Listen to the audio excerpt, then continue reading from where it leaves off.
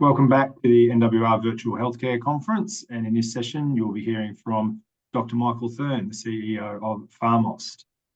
PharmAust is a clinical stage biotechnology company developing therapeutics for human and animal health applications. The company is focused on repurposing monopental for human neurodegenerative diseases, and PharmAust's lead monopental program is for the treatment of motor neurone disease, or ALS. The company recently announced positive top-line results from its phase 1 study in patients with MND/ALS and anticipates starting an adaptive phase 2/3 clinical study around mid-year. And this is expected to potentially lead to accelerated approval with the US FDA in 2026. Just a reminder on how to ask questions, there's a Q&A option within Zoom. Please feel free to type any in as the presentation rolls on, but I'll hand it over to Michael to deliver that now. Thanks, Matt, and it's great to be here today, and it's good to go through the presentation, particularly how we've released our top-line results for our phase 1 study only a matter of a couple of weeks ago. So just the usual forward-looking statement, and just a little bit about the company, the corporate overview. So as Matt mentioned, we're a mid-stage biotech company that's really focused now, given our phase 1 study results and the magnitude of those results, on targeting human neurodegenerative diseases. And I've been with the company now for about 6 months, and during that time period, my main role has been about getting out there, creating greater awareness about PharmAust and monopental and its potential for its use as a treatment in neurodegenerative disease. And as of now, our market cap's around about 130 million. 6 months ago, we were about 22 million. So we've seen a lot of interest come into the company, and as I said, that's been on the back of getting out, creating greater awareness about the good things that we've been doing. So we're extensively focused on neurodegenerative diseases, and the first cab off the rank is in some way the low-hanging fruit in the neurodegenerative disease space. It's an orphan disease, it's a rare disease, but it's an important disease, and it's a serious disease, and that's motor neurone disease. We're repurposing monopental, and monopental has a long history as a veterinary product. And we're using that long history as a safety database, if you like, to give us confidence that moving into the future that we're not going to see any untoward toxicity with using monopental. Our lead program is in motor neurone disease, as I said. In the US, they call it amyotrophic lateral sclerosis, which is a large percentage of the patients with motor neurone disease. So our actual indication that we're chasing is amyotrophic lateral sclerosis, or ALS. The way that we hope to treat ALS is by exploiting a pharmacology that monopental possesses, and that pharmacology is inducing autophagy. And autophagy is, as it says on this slide, a hunter of toxic aggregates. It's basically your cell's natural cleaning mechanism that removes any toxic buildup of protein or any metabolic waste. So we're exploiting that ability of monopental to induce autophagy, to remove the toxic buildup of proteins that you see in diseases like motor neurone disease, or ALS.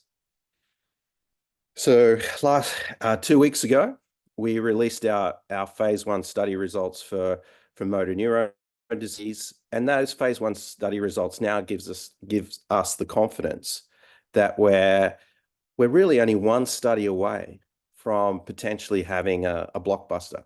Now that might sound too hard to believe, but that's what it's telling us. I mean, at the moment, we're in a unique position where we're one study away, one pivotal registration study away, which is this adaptive phase 2/3 clinical study. And if all going well, we could well be in a position to get accelerated approval from the FDA as early as the first half of 2026. So a very exciting time for the company. Obviously, there's a number of things that need to happen before we're in a position to get that accelerated approval. And in the near term, the major catalysts are going to be an orphan drug designation for monopental for the treatment of motor neurone disease or ALS. Obviously, starting that pivotal registration study midway during this year, and then looking to have our first data readout from that study around the back end of 2025. And that will be the data that we base our accelerated approval off if all goes well with the FDA. So good time for the company. For those of you that are not familiar with ALS or motor neurone disease, I'm just going to run through this pretty quickly. The average life expectancy for someone from diagnosis for a patient with motor neurone disease is just over 2 years. So a pretty humbling statistic. We expect, given the link to pollution, that the incidence of motor neurone disease is going to increase markedly by 70% in 2040. And there's really only 3 drugs. We're going to put tofersen to one side at the moment. Tofersen is a drug that was recently approved from the Biogen stable that targets the SOD1 mutation, which makes up about 10% of the patient population with motor neurone disease. The ones that really are applicable to us are the other 3. So riluzole, radicavir, or edaravone. They all start with R. For why I don't know, but Relyvrio. They're the 3 that we really need to focus on, and it's a pretty sad story with those 3 drugs for a number of different reasons. One, that they have a pretty poor safety profile, particularly Relyvrio and edaravone. The way that you have to administer those drugs, IV for edaravone. And more recently, we've seen, particularly with Relyvrio, that they failed their confirmatory phase 3 study. And even then, the benefit that Relyvrio was offering these patients was short. It was only 9 months. So that leads me on to what's happening. What's happening in the ALS space? So as this slide shows, you can see as early as 10 days ago that Amylyx failed their confirmatory phase 3 study. Now what does that mean? So Amylyx received accelerated approval on their phase 2 data on a relatively small patient population of about 87 patients. They were able to convince the FDA, took 2 bites of the cherry, 2 AdCom meetings to get that drug across the line because the FDA had concerns about efficacy. They gave them the accelerated approval. There was a lot of advocacy groups behind this drug, given that there's such an unmet need for new drugs, new treatments for ALS. So tale of the tape is that 10 days ago, roughly, Amylyx announced the results of their phase 3 study. Their phase 3 confirmatory study, they have 5 years to do it after you get accelerated approval, to get full approval from the FDA. The results came back non-statistically significant from placebo. So there's a high likelihood that probably not the FDA will ask them to pull it, but the company will pull the drug because of it wasn't able to beat the placebo plus standard of care group. Then there's also the payers. So the payers who subsidize the $163,000 that this drug costs is unlikely to do the reimbursements as well. So Relyvrio, things aren't looking good for Amylyx Pharmaceuticals. And then you've got edaravone. And edaravone, there's always been this sense that it didn't really work. And from key opinion leaders that you talk to. So there was, at the beginning of the year, a phase 3 study, and our SAB member, Leonard Van Denberg, was the chief, the principal PI behind that study. And that phase 3 study of edaravone, merely it was a little bit different formulation to what's approved by the FDA, failed miserably as well. So So there's lots of clouds hovering over the current treatments that are available for ALS. That brings us on to monopentyl. So what have we got? What have we got that's different to those guys? Well, we've got a different mechanism of action. And this mechanism of action, if it continues to go along this same positive progression, moving it from phase 1 into this adaptive phase 2/3 study, we get positive results. This is really going to be a game changer for motor neurone disease and ALS. But it's also going to be a game changer for neurodegenerative disease in general. Now, why is that? Well, because of what it does. It targets a mechanism that is applicable to all those neurodegenerative diseases outside of motor neurone disease, Alzheimer's disease, Huntington's disease, because all those diseases share the same common pathology. And that common pathology is the buildup of toxic protein. In motor neurone disease, ALS, the protein is TDP-43. It's supposed to stay in the nucleus, but for whatever reason, it mislocalizes out of the nucleus and transports itself into the cytoplasm.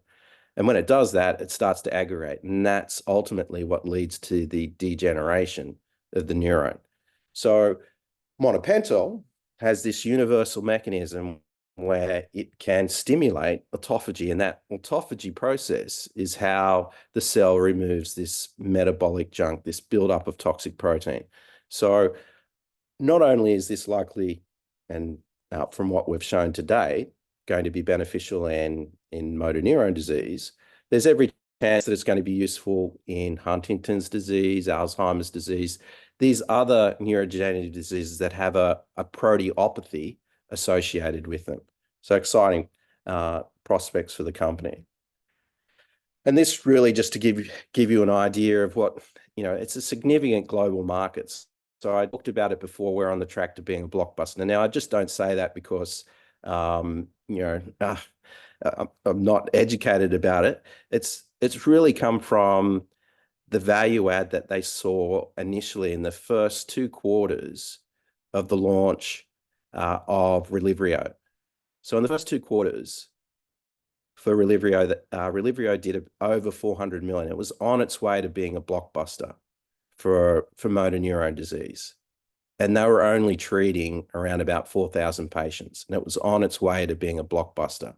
As you can see on this slide, the global number of patients with ALS is close to 270,000. So from an educated position, I'm really, really certain that should this drug be successful, it's going to be a blockbuster, not only in ALS, but then you've got the other disease indications of Parkinson's disease and the other degenerative disease that could be potentially used off-label. The other aspect is that we know from a pricing point of view that all rare disease drugs are generally over 100,000 list price US. What do we know about Relyvrio? Well, Relyvrio is 163,000, the list price. What about Adavro? 171,000. So these are top dollar drugs that we can have a lot of confidence that when we do price monopentyl, should it be successful, it's going to be, potentially over 150,000 US as the list price.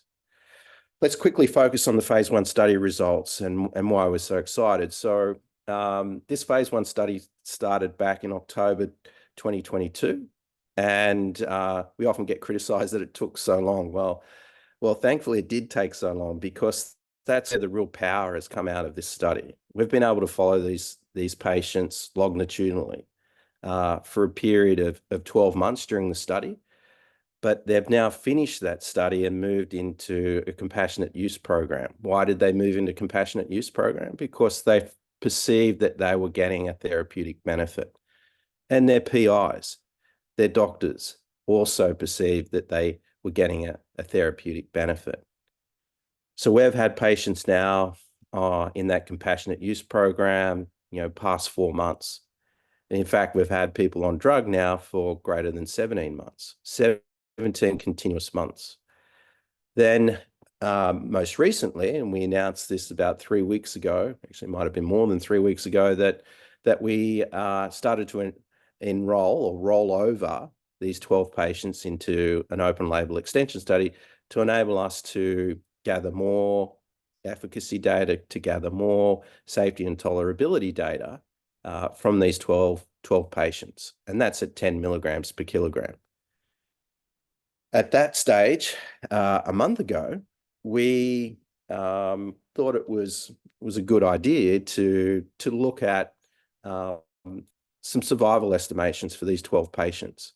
And our partner, Berry Consultants, used the PROACT database to compare, what the probability of our 12 patients was for them to be alive today, comparing them back to matched controls from that PROACT database. So the things they kind of looked at was their rate of progression, their ALS-FRS slope, and we'll talk about that in a minute, their disease onset, whether it's bulbar or in the limb for motor neurone disease, and their ALS-FRS score, their severity of their disease at baseline.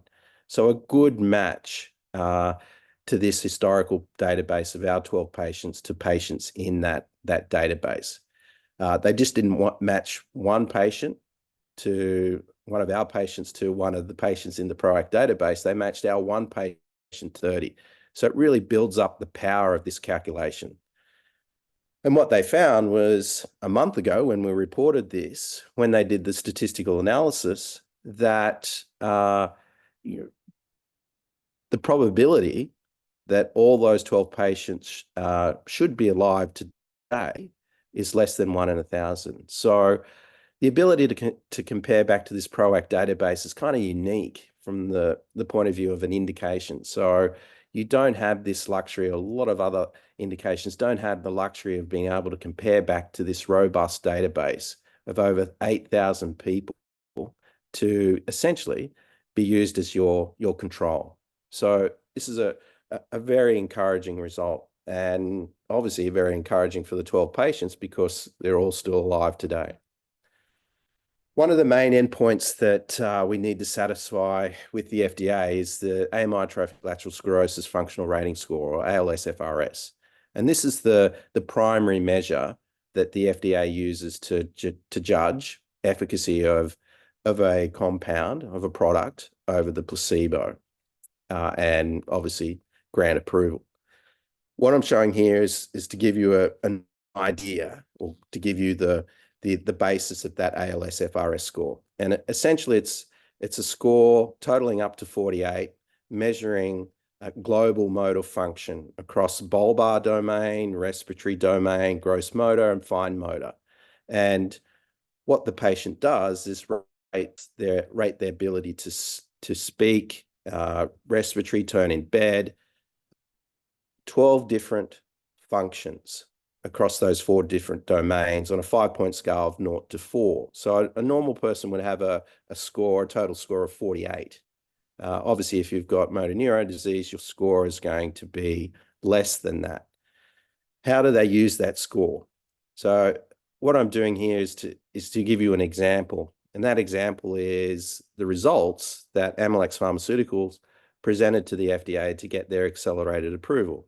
So there's a couple of key numbers on this slide. The main ones are they were able to get accelerated approval from the FDA just on 87 patients in their active group, compared to 48 patients in their placebo group. What they were able to show over a course of 24 weeks was that Relyvrio, patients that were on Relyvrio were able to detect a 25% slower decline in those patients on this ALS-FRS score compared to placebo. So that was enough, and it was statistical, only just got statistically significant.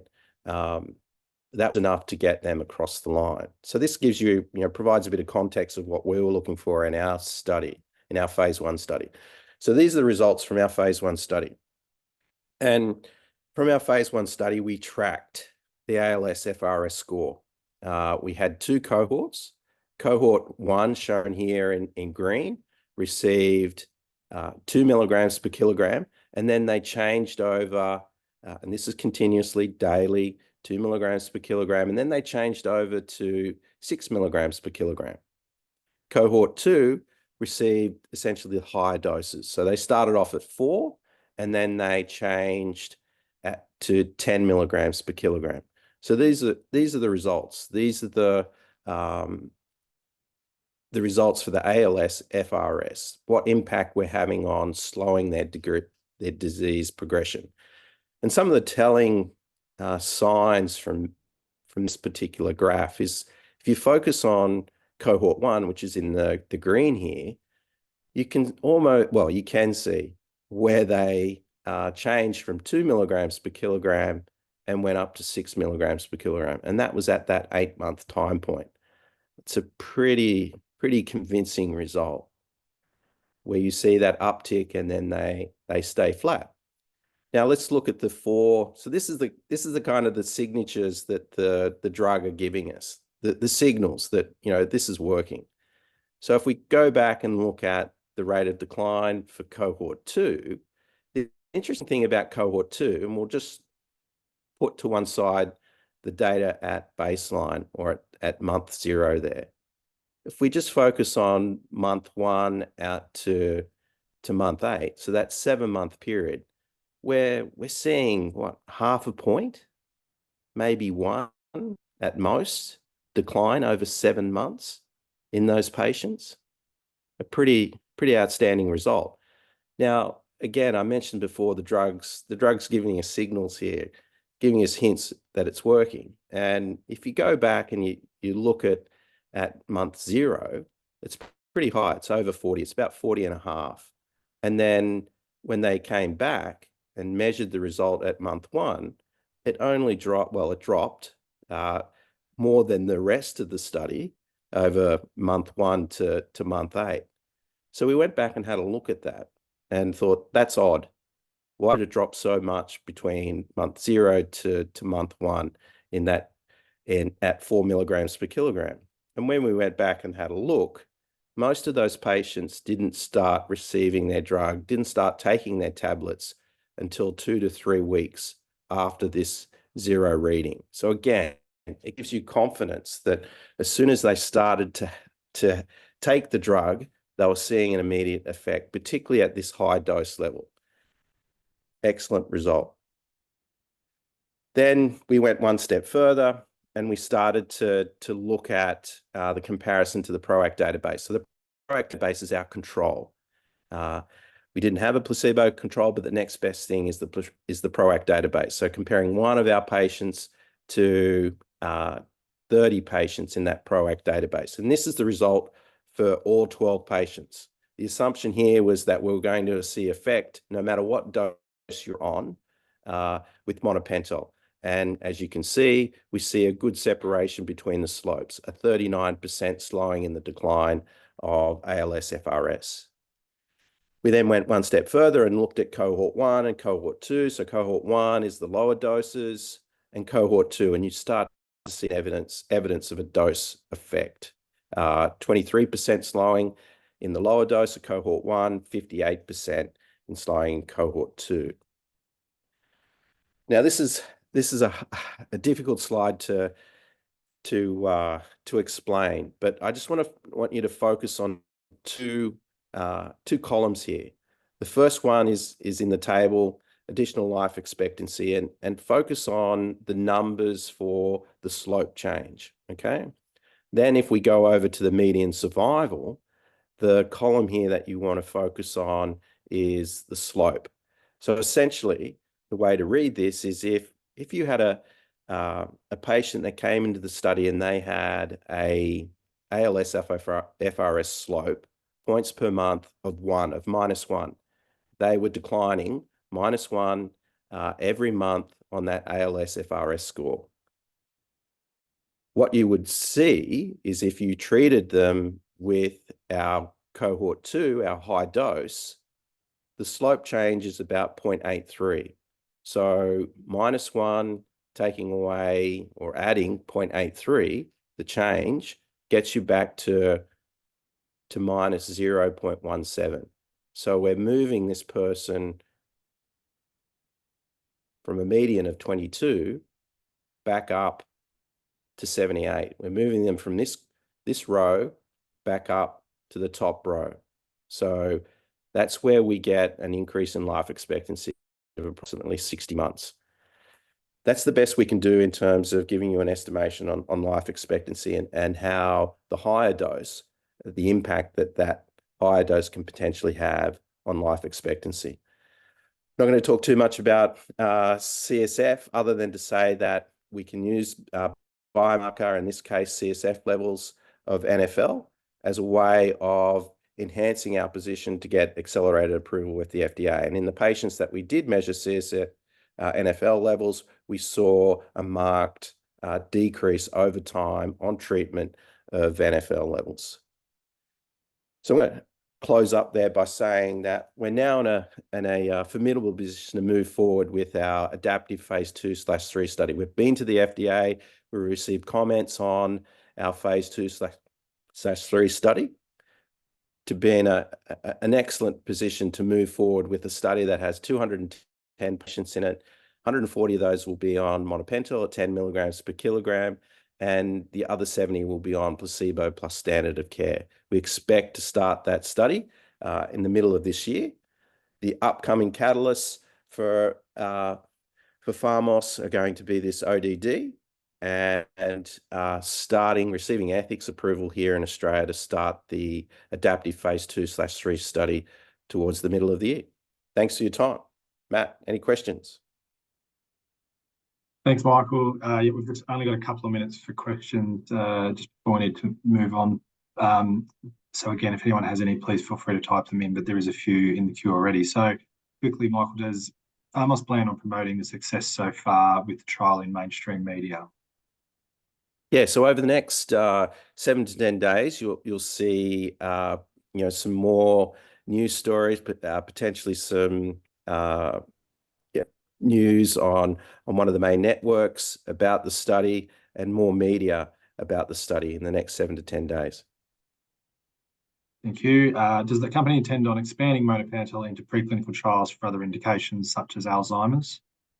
Most definitely. So we're going to start doing more work preclinically on different neurodegenerative diseases. Alzheimer's is one of those.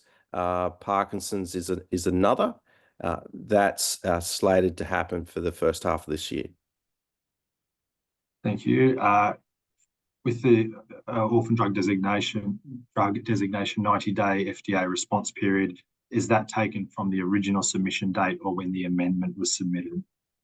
From when the amendment was submitted. So we should hear back from today in roughly 60 to 80 days from now. Thank you. The next question is, why is it that only 8 of the 12 patients have rolled over into the open label extension from the phase 1 trial? So 8, we'll have the 9th one at Easter. The main reason being was timing issues. So ethics approval came through first at Calvary down in Melbourne. We're finalising the ethics approval at Macquarie. So all 12 patients are still very much alive, still all want to participate in the extension study. We expect those last 4 patients to be enrolled in the next 3 to 4 weeks. Very good. And one final one, is there potential to increase the dosage beyond 10, I think it's meant to be 10 milligrams? Yeah, so the pharmacokinetics that we got back from the phase 1 study indicated that we're only seeing small incremental changes in the amount of monopental and monopental sulfone, which is the active metabolite that was in the blood. So we were starting to plateau out at 10 milligrams per kilogram. So going to 12 milligrams per kilogram would have only seen a small, potentially a small increase in the amount of monopental and monopental sulfone in the blood. So rather than push and go higher and get those small incremental increases and risk safety, 10 milligrams per kilogram is the dose to go forward with. Very good. Michael, thanks very much for the presentation and for taking those few questions. We've had to cut it a little bit short, but as we've said previously, if anyone in the audience does have further questions for Mike or the team, please feel free to submit them on the PharmAust Investor Hub. The team's very active on there, and we'll come back to you that way. But Michael, thanks again for your time. Thanks, Matt. Cheers. Bye. Next up, in about 10 minutes, we'll be hearing from PainCheck in the next session of the conference. So we look forward to seeing you then. Thank you.